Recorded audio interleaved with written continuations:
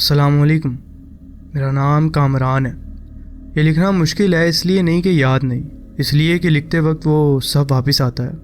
लेकिन जो हुआ वो किसी को बताना ज़रूरी था, किसी को पता होना चाहिए था। 2019 की बात है। मैं लाहौर में था, अकेला रहता था। जॉब थी, ज़िंदगी नॉर्मल थी। एक चीज़ थी जो नॉर्मल नहीं थी। मैं कुछ अरसे से काले इल्म में इंटरेस्ट रखता था। किताबें पढ़ी थीं, ऑनलाइन आर्टिकल्स पढ़े थे, यूट्यूब पे वीडियोस देखी थी, जिसे लोग कहते हैं क्यूरियोसिटी, वही थी। कोई वजह नहीं थी, कोई मसला नहीं था, कोई दुश्मन नहीं था। सिर्फ जानना चाहता था कि ये सच है या नहीं। एक बंदा मिला ऑनलाइन जो कहता था कि जानता है वो काला इल्म। नाम नहीं बताता था और चेहरा भी नहीं दिखाता था, सिर्फ मैसेजेस पे बात करता था। उसने कहा अगर सच में सीखना चाहते हो तो रात को कब्रिस्तान जाना पड़ेगा, अकेले कुछ पढ़ना पड़ेगा और कुछ लाना भी पड़ेगा। मैंने पूछा क्या लाना पड़ेगा? उसने बताया मिट्टी, कब्र की, किसी भी कब्र की।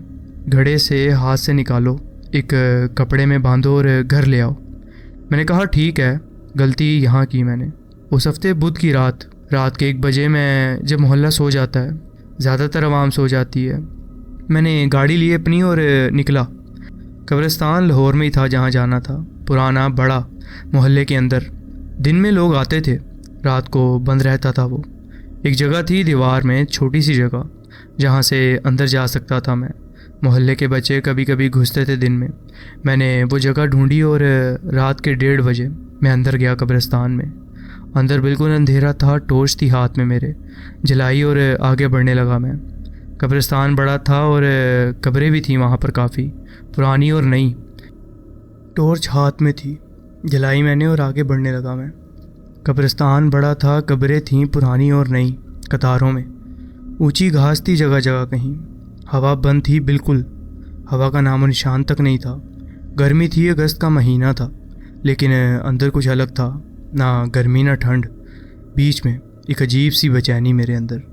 सीधा एक कब्र के पास गया और नहीं थी वो, पुरानी थी। वो बंदे ने कहा था कि पुरानी कब्र की मिट्टी ज़्यादा काम करती है। मैं उधर बैठा और टॉर्च साइड पे रख दी मैंने। हाथ ज़मीन पे रखा और मिट्टी थी सूखी, और मैंने खोदना शुरू किया हाथों से। हाथ से नेल्स में मिट्टी घुस गई।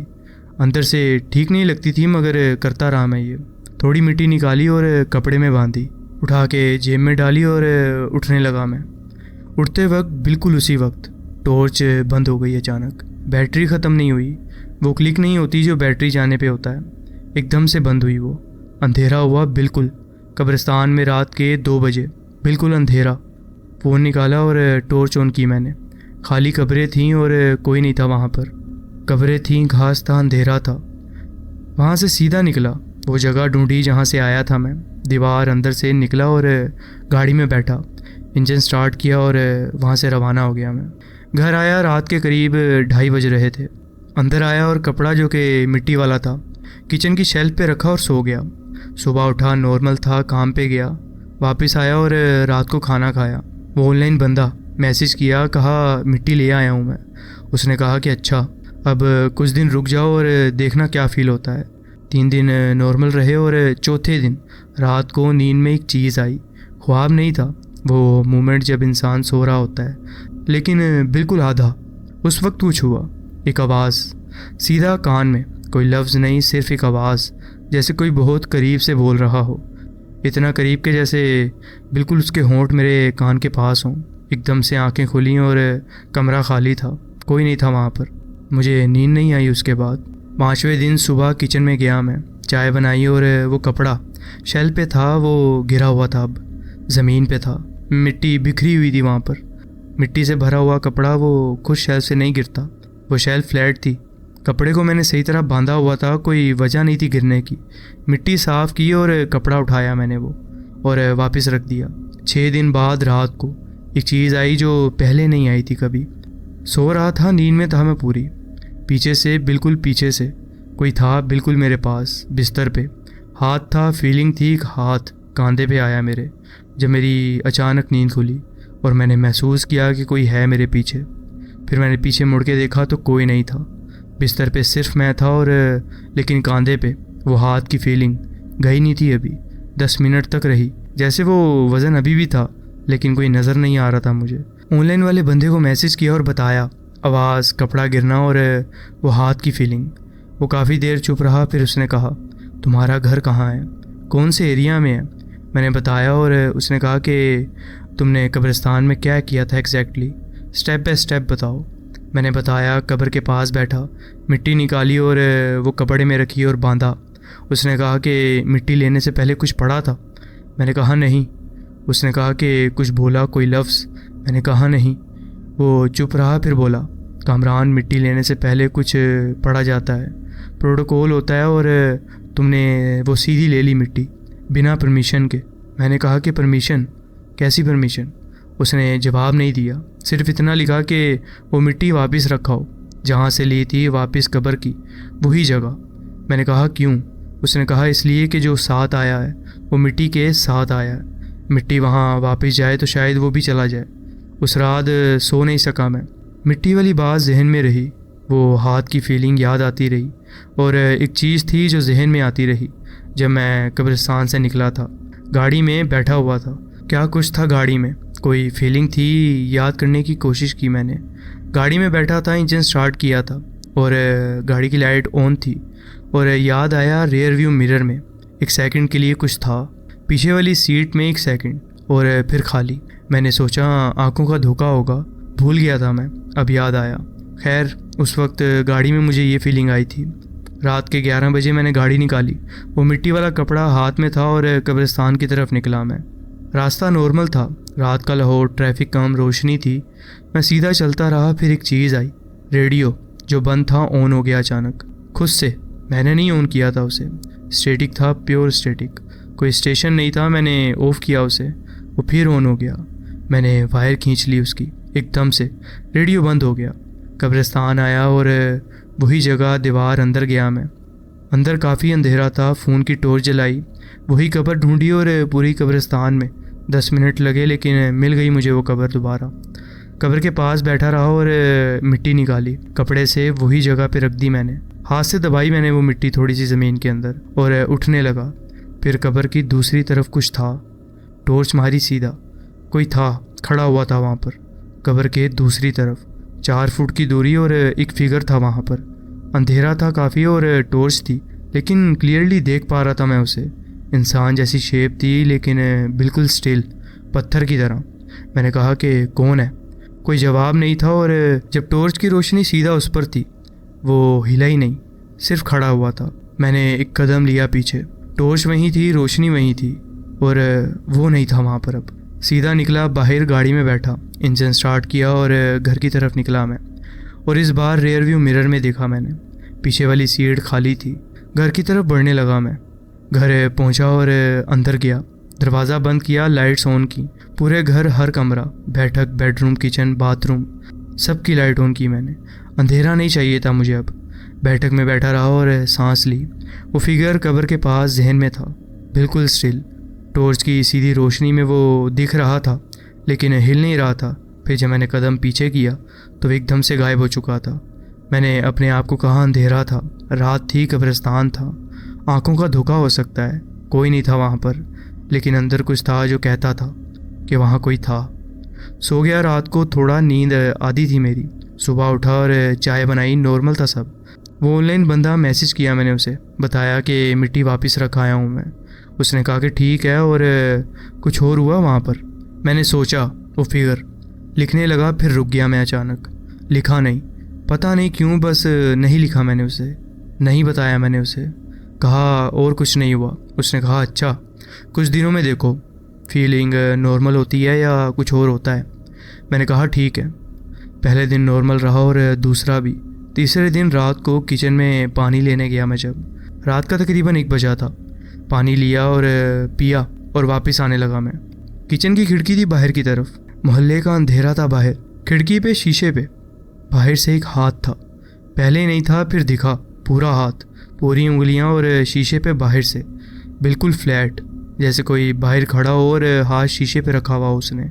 मेरा फ्लैट दूसरी मंजिल पे था, बाहर कोई नहीं हो सकता था, और दूसरी मंजिल की खिड़की पे मुझे ये हाथ लग रहा था, मुझे ये हाथ दिख रहा था। हाथ वहाँ था और मैं वहाँ था। 2 सेकंड मैंने लाइट जलाई, सीधा खिड़की पे, और वो हाथ गायब हो गया। शीशा साफ था और कोई नहीं था बाहर अब वहाँ पर।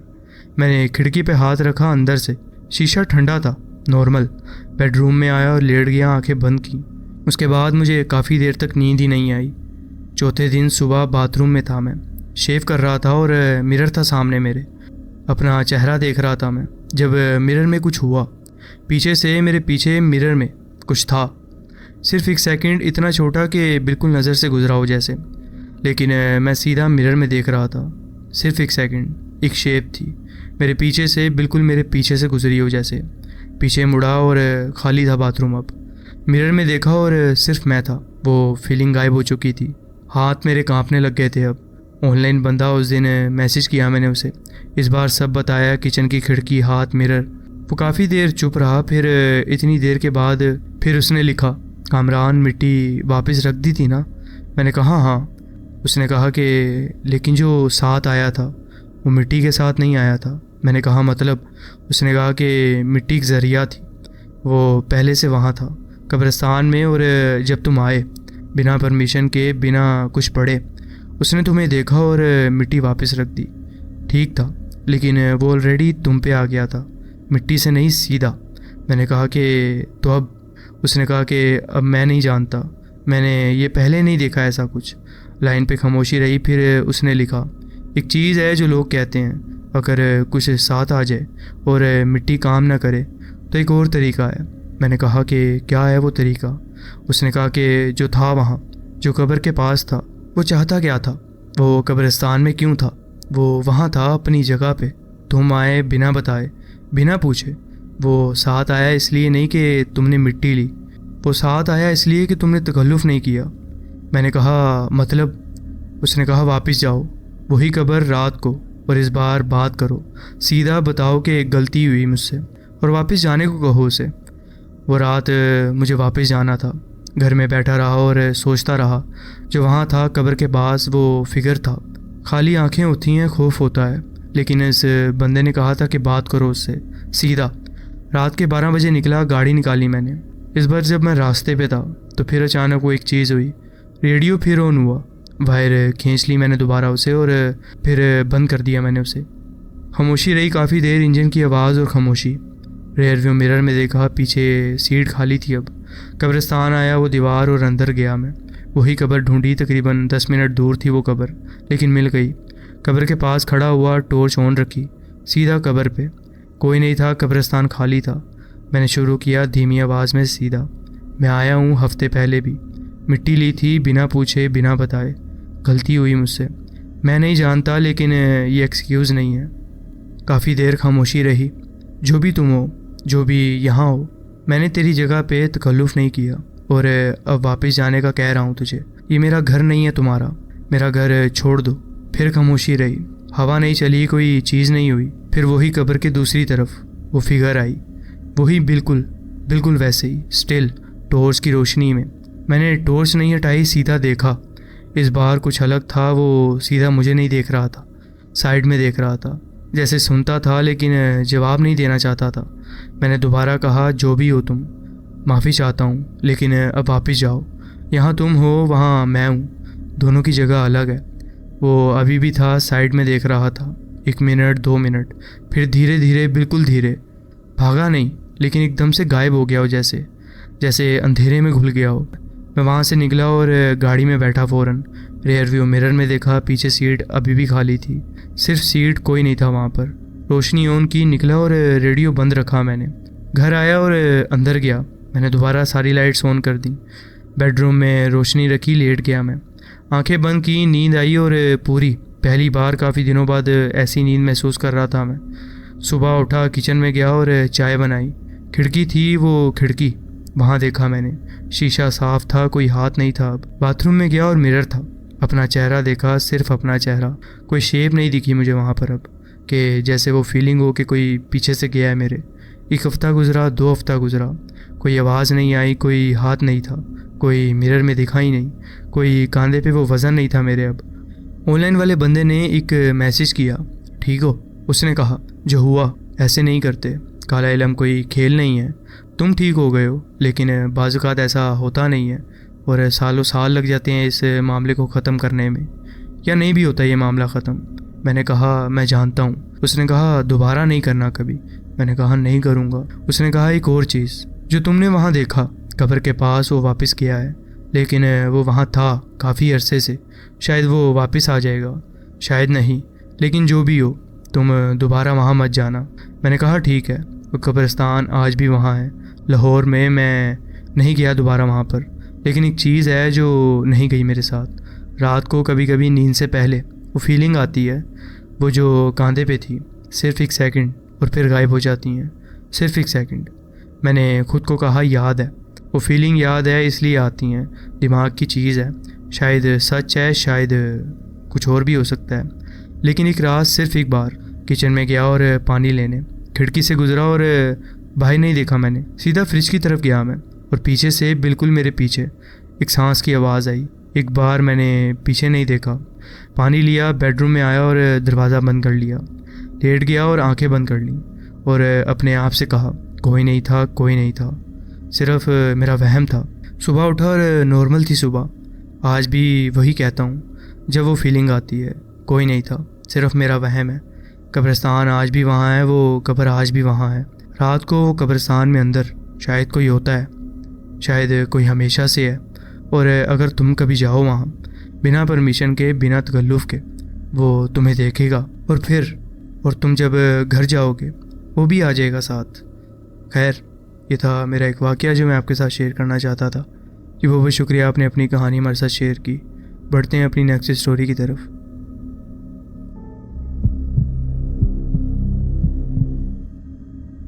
अस्सलाम वालेकुम। 2001 में मेरी उम्र सिर्फ 3 साल थी। उस वक्त मैं अपने वालिदैन के अकेली औलाद था। हम लाहौर के एक पुराने किराए के घर में रहते थे, जिसे मेरी माँ आज भी प्यार से कच्चा घर कहती है। सिर्फ चंद महीने बाद ही वो घर जल गया था, लेकिन जितना मुझे याद है वो घर अच्छा था, पुराना और छोटा ज़रूर था, लेकिन वही जगह थी जहाँ मैंने अपनी ज़िंदगी के पहले 5 साल गुजारे थे। वो अच्छे दिन थे जब तक ज़िंदगी एक मुश्किल मोड़ ना लाई थी। हमारे घर के सामने एक कंक्रीट का चबूतरा था जहाँ मैं चौक से ड्राइंग बनाया करता था, और घर के अंदर ड्राइंग रूम में एक हीटर था जो सुबह सुबह प्री स्कूल से पहले मेरे पाँव गर्म करता था। हमारे बाथरूम में एक छोटी सी लैश थी जहाँ मैं खड़े होकर दांत साफ करता था। एक ही बेडरूम था जिसे 2 हिस्सों में बांट दिया गया था ताकि एक छोटा कमरा बन सके, और जहाँ हम ट्विन बेड रख के। मेरा ब्लैंकेट डायनासोर वाला था क्योंकि मुझे डायनासोर का बहुत शौक़ था। मुझे ज़्यादा कुछ याद नहीं, सिर्फ छोटी छोटी बातें हैं जो मुझे अच्छी लगती थी। मुझे अपने माँ बाप याद आते हैं, और मुझे वो दूसरे लोग भी याद आते हैं उस वक्त के, वो लोग जो सिर्फ मुझे नज़र आते थे। मैं अक्सर उन्हें आँख के कोने से देखता था। वो हमेशा कोने के पीछे छुप जाते या काउच के पीछे, जैसे वो चाहते ही नहीं थे कि उन्हें कोई देखे सिवाय एक के। वो एक उन सब में से मुख्तलिफ था। एक मिडिल एज का आदमी, नीला सूट पहने हुए, भूरे बालों और एक नरम मुस्कुराहट के साथ। उसकी मुस्कुराहट इतनी प्यारी थी कि हर बुरा ख्याल या गम मिट जाता था। वो हमेशा से ही अच्छा था, हर वक्त नहीं आता था, लेकिन इतना ज़रूर कि मेरे घर वालों ने उसे मेरा तस्वुरी दोस्त मान लिया था। मैं तन्हा था, अकेला बच्चा, इसलिए मैंने अपना एक दोस्त तस्वुर कर लिया था उसे। ये सब कुछ मामूली था, सिवाय इस बात के कि मेरे पास एक असल दोस्त भी था, दानियाल। 2003 के आसपास की बात है। दानियाल हमारे साथ वाले घर ही रहता था। दोनों घरों के दरमियान एक खुला खेत था जिसमें एक छोटी सी राह थी। हम लोग एक इलाके में रहते थे जहाँ कुछ नहीं था ज़्यादा करने को, बस ये कच्चा घर और इर्द गिर्द का सुनसान इलाका। जब भी खेलने का मन करता, हमें अपने वालिदैन के साथ एक दूसरे के घर जाना पड़ता था। मुझे याद है वो आखिरी दिन जब दानियाल मेरे घर आया था। उसके बाद उसने कभी मेरे साथ खेलना छोड़ा नहीं, बल्कि बिल्कुल बंद कर दिया। हम मेरे छोटे कमरे में ब्लॉक्स के साथ खेल रहे थे। वो लकड़ी के टुकड़े जिनसे आप कुछ भी बना सकते हो। दानियाल उस वक्त पेड़ के ऊपर लेटा हुआ था और उस वक्त वो रूहानी दोस्त जो था मेरा, उसकी टांग को हल्के से छुआ जब वो मेरे कमरे में आने की कोशिश कर रहा था। दानियाल ने बहुत ही खौफ से उसकी तरफ देखा। मुझे समझ नहीं आई कि वो दानियाल इतना घबरा क्यों गया है। वो भी तो एक दोस्त ही था मेरा, इसमें ऐसी क्या बात थी। मैंने दानियाल से कहा, ज़रा साइड हो जाओ, उसने भी खेलना है।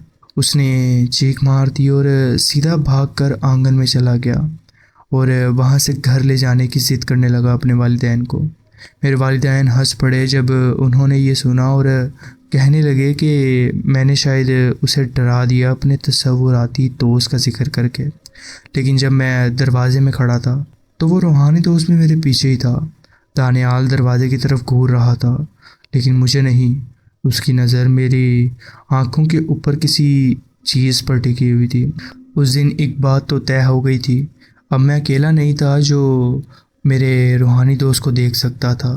दानियाल उस दिन के बाद कभी वापस नहीं आया। उसकी माँ ने मेरे वालिदैन से कहा कि उसने रात को नींद में चीखना शुरू कर दिया है। हर वक्त उसे लगता है कि कोई उसे देखता रहता है, कोई आदमी नीले सूट में। मेरी माँ ने ये बात मुझे उस वक्त नहीं बताई थी, लेकिन बाद में मुझे पता चला जब मैं बड़ा हुआ। उस वक्त मुझे सिर्फ इतना याद था कि वो रूहानी दोस्त अच्छा था। मुझे समझ नहीं आई कि सब उससे इतना डरते क्यों थे। मेरे घर वाले भी शायद कभी कभी कुछ अजीब महसूस करते थे। कभी कभी उनकी निगाह किसी कोने में जाती थी और फिर वो चुप हो जाते थे। माँ के चेहरा सफ़ेद पड़ जाता था और वालिद छोटी सी दुआ पढ़ लिया करते थे। मुझे वो रूहानी दोस्त से कभी डर नहीं लगा, लेकिन फिर चीज़ें बदल गईं। 2007 के आखिर में एक रात हमारे घर में अचानक आग लग गई। किसी को समझ नहीं आई कि आग कैसे लगी। बिजली का कोई फॉल्ट नहीं था, स्टोव भी बंद थी। मैं उस वक्त सो रहा था। जब मेरी माँ ने मुझे उठाया तो हर जगह धुआं था और मैं चीखने लगा। हम तेज़ी से घर से निकल गए। बचपन का एक टॉय हीटर जला था जो मैं यूज़ करता था, लेकिन माँ कसम वो हीटर अनप्लग था। उसी रात जब हम लोग एक रिश्तेदार के घर रुके, मैं चुप था। वालिद गुस्से में थे, माँ रो रही थी। मुझे सिर्फ एक बात याद आई। जब हम घर से भाग रहे थे, मुझे लगा मेरे हाथ किसी ने पकड़ा हुआ है। मुझे लगा कि शायद वो मेरा रूहानी दोस्त था। हम लाहौर के एक और इलाके में नए घर लेकर शिफ्ट हो गए, डीएचए के करीब एक पुरानी डबल स्टोरी बंगले में। पहला महीना ठीक गुजरा, फिर मुझे फिर से वो लोग नज़र आने लगे। वो कोने में खड़े होते थे, कभी बेडरूम के डोर के पीछे, कभी स्टेयर केस के नीचे। उनमें से कोई बात नहीं करता था, लेकिन वो मुझे देखते रहते थे। फिर एक रात वो रूहानी दोस्त वापस आया। मैं टीवी लाउंज में बैठा कार्टून्स देख रहा था। अचानक से स्क्रीन बंद हो गई। जब दोबारा चली तो टीवी में मेरा रिफ्लेक्शन नहीं था, बल्कि वो रूहानी दोस्त था। वो मुस्कुरा रहा था, बिल्कुल वैसे ही जैसे पुराने दिनों में। उस दिन मुझे पहली बार उससे डर महसूस हुआ। उसकी मुस्कुराहट अब नॉर्मल नहीं थी, अब उसमें कुछ और था। मैं स्कूल गया तो मुझे एक दोस्त मिला। उसने मुझे कहा कि उसे भी घर में अजीब चीज़ें महसूस होती हैं। उसने भी एक आदमी देखा था, नीला सूट, भूरे बाल, खामोश। मैं समझ गया कि ये वही था। मेरे दोस्त ने कहा कि वो रात को अंधेरे में दिखता है, उसकी अलमारी के अंदर, कभी बेड के पास। वो चीखता था लेकिन कोई सुनता नहीं था। हमने मिलकर प्लान बनाया और अगले जुमे वो मेरे घर आ गया। हमने डिसाइड किया कि उसे सामने लाकर पूछा जाए कि वो क्या चाहता है। रात के 12 बजे वो मखलूक दोबारा हमारे सामने आई। वो ड्राइंग रूम के कोने में थी, कदीम घंटी की आवाज़ के साथ। उसने सिर्फ एक जुमला कहा, आप सब लोग मेरी जगह में रहते हैं। फिर वो हवा में घुल गया। मेरे वालिदैन ने जब देखा कि मैं रोज़ बेचैन रहता हूँ, उन्होंने एक बुज़ुर्ग पीर बुलाया। पीर साहब ने पूरे घर में दुआ पढ़ी और फूंक मारी। जब वो ड्राइंग रूम के एक कोने में पहुँचे, उनका चेहरा सफ़ेद पड़ गया। उन्होंने कहा, ये कोई तस्वीरी दोस्त नहीं है, ये एक रूह है, इसे किसी ने यहाँ कैद किया हुआ है। पीर साहब ने कहा कि उसे आज़ाद करना पड़ेगा, या फिर घर छोड़ना पड़ेगा। उसी रात हम लोग वापस गांव चले गए। आज 2025 है। मैं 27 साल का हूँ। अपनी फैमिली के साथ इस्लामाबाद में रहता हूँ। 3 साल की बेटी है। हर चीज़ ठीक है। लेकिन 2 दिन पहले जब मेरी बेटी टीवी देख रही थी तो अचानक उसने कहा, अब्बू ये कौन है? मुझे कहता है कि वो मुझे अपने घर ले जाना चाहता है। वहाँ हालांकि कोई भी नहीं था। मेरा खून जम गया। मैंने टीवी की तरफ देखा। स्क्रीन में उसका रिफ्लेक्शन था, नीला सूट, भूरे बाल और वही मुस्कुराहट। अब मुझे डर लगता था उससे। ये था मेरा एक वाक़या जो मैं आपके साथ शेयर करना चाहता था। जी बहुत बहुत शुक्रिया, आपने अपनी कहानी हमारे साथ शेयर की। तो जी फ्रेंड्स, ये थी आज की स्टोरीज़। आप कमेंट्स में ज़रूर बताएं कि आपको ये स्टोरीज़ कैसी लगी। अगर आपको ये स्टोरीज़ अच्छी लगी हो तो वीडियो को ज़रूर लाइक कीजिए और चैनल को ज़रूर सब्सक्राइब कीजिए और बेल आइकन को ज़रूर प्रेस कर लीजिए ताकि आगे आने वाली कहानियाँ वीडियोज़ आपसे मिस ना हो। अपना ख्याल रखें और मिलते हैं नेक्स्ट वीडियो में। अल्लाह हाफिज़।